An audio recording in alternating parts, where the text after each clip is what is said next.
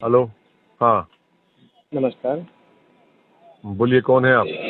मैं अभिषेक योगी बात कर रहा हूँ जयपुर हाँ राजस्थान से। सर मैं हाँ। अभिषेक योगी बात कर रहा हूँ जयपुर राजस्थान से। हमारे जो नाथ संप्रदाय के गुरु आराध्य हैं हमारे गुरु गोरक्षनाथ जी, उनका एक बहुत पवित्र शब्द है गोरख धंधा। इसके लिए हम हाँ बहुत लंबे समय से लड़ाई लड़ रहे हैं। कांग्रेस बीजेपी सबसे हम लड़के इसको अनैतिक कार्य जो हैं जैसे कि कोई भी गैर कानूनी कार्य हैं इनके साथ में जोड़ के ये लोग हमेशा हमारे गुरु का उपहास करते हैं, अपमान करते हैं। लेकिन हमारी कहीं पे कोई सुनवाई नहीं हो रही है हमारे समाज की। नहीं, आप क्या चाह रहे? मैं सर आपसे इतना ही चाहता हूँ, मैं आप कहूँ शायद आप हमारी कुछ मदद कर पाएँ, इस आवाज़ को उठा पाएँ कि एक समाज जो इस देश का हिस्सा है और उसके साथ में लगातार इस तरीके से उनके गुरु के सम्मान को ठेस पहुंचाई जाती है। कांग्रेस बीजेपी सब ने एक नहीं ही नहीं काम नहीं, किया है। एक बताइए।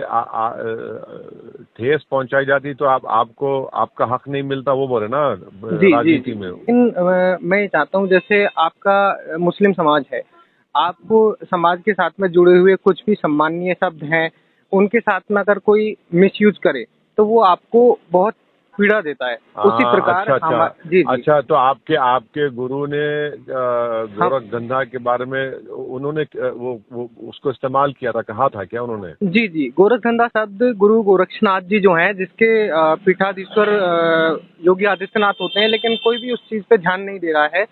योग जप हम्म। तप गुरु की साधना गूढ़ रहस्य गूढ़ साधनाएं थी, मंत्र अच्छा साधनाएं अच्छा। थी, इससे उनको इससे प्रदर्शित इससे करने इससे, वाला था। इससे अगर कोई वो शब्द को इस्तेमाल करता है तो इससे आपकी आस्था को ठेस पहुंच रही है, वो कह रहे हैं आप? बिल्कुल बिल्कुल ठीक, है। तो उसको उसको माने मजाक के तौर पर या गैर जिम्मेदार तरीके से इस्तेमाल नहीं किया जाना चाहिए, वो कह रहे हैं ना आप? बिल्कुल बिल्कुल जनाब, बिल्कुल।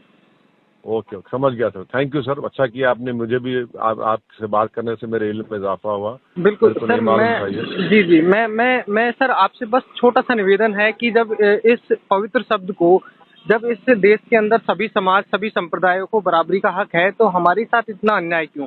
जब कोई भी नहीं सुन रहा है, हाँ, मैं पिछले लगातार सोशल मीडिया पे फेसबुक के माध्यम से ट्विटर के माध्यम से लगातार इसको उठाए जा रहा हूँ। नहीं और नहीं नहीं, आप मुतमईन रहिए। कम से कम मैं अच्छा हुआ आपसे बात होगी। हम अपनी जबान से इसको इस तरह से इस्तेमाल नहीं करेंगे जैसे आप जैसे लोगों को कोई तकलीफ पहुंचे। जी और हम जी। अपने लेवल पे लोगों को थोड़ा बाखबर भी करेंगे, बताएंगे।